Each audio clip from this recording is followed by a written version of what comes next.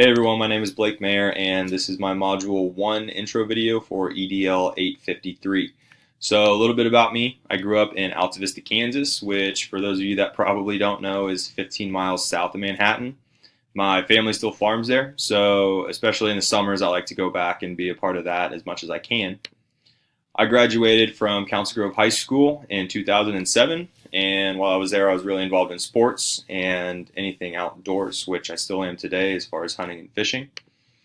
I went to K-State and I graduated with a degree in English in 2012, and the plan was to get my teaching certificate, but a decent job offer opened up, so at the time I did that for about 3 years. And in 2015, I decided it was time to go back and get that taken care of and start my teaching career. So I graduated again in 2016 with my degree in secondary ed. So my first job out of college was at McPherson High School, and I taught pre-AP sophomores and on-level juniors while I was there. Absolutely loved it at McPherson. The staff was great. The administration was great. The students were great. I just had some personal reasons that brought me closer to Manhattan, closer to home. One being my real estate office that I opened up with a high school friend of mine. So I was lucky enough that Chapman High School, where I had student taught, was in need of an English teacher. So that's where I am currently, and I teach junior and senior English at Chapman High School. So the work environment at Chapman is awesome. Unfortunately, a tornado kind of destroyed the community in 2008, so everything facility-wise is brand new. Not a great way to get new facilities, but they have them, so I'm not going to turn them down. The administration is great. Our principal, vice principal, athletic director, everybody's very involved in your success as a teacher, and the working community is great.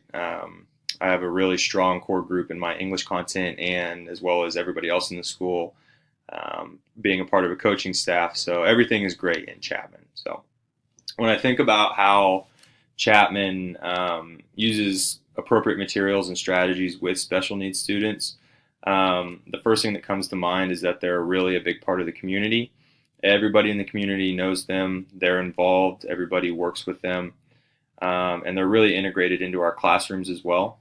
They only have a couple of hours set aside for individual instruction every day, and most everything is done in the classroom. So they also have our students work some jobs around the school, like they might work in the lunchroom or might work the snack shack or sweep the floors for the basketball games. But everybody has a job at Chapman, and they really feel involved with the community, and they take pride in that job. So currently, though, there is a pretty low percentage at Chapman of students with special needs. I have a lot of IEPs and things like that, but students that need the individualized care are fewer than other places that I've been. So my use or non-use of strategies and techniques, I like to offer things like sites like NewsELA, where I can find lower Lexile levels for those kinds of students.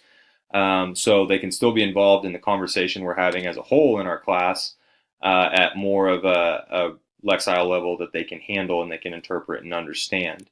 And I'm also always trying to work one-on-one with them to make sure that they're on the same page in terms of our conversation, because I think that they really enjoy the conversation aspect of my class. So again, I try to get as much face-to-face time with them as I can to build that relationship with the students, but I also understand that I probably need to research more, because while the percentage is low now, that could always change. So I need to do a better job of exploring different strategies and techniques to be more prepared for that situation. So my plan of improvement for Chapman High School, we have a really great system in place called Hub, which is NHS members and some juniors that are doing well in their classes. They help the last hour of the day with a tutoring session for kids that might be struggling in English or math or science. And those students are sent to Hub, and those members help tutor them or guide them through lessons or concepts and things like that.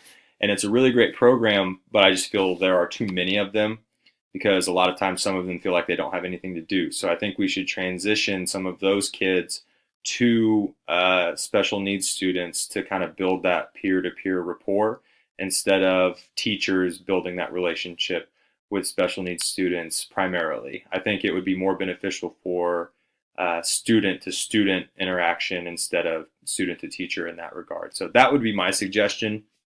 And it really wouldn't impact funding, or it shouldn't impact funding. The system is already in place. We would just need to transition the responsibilities of some NHS members to a different strategy. So other than that, I'm really looking forward to this class.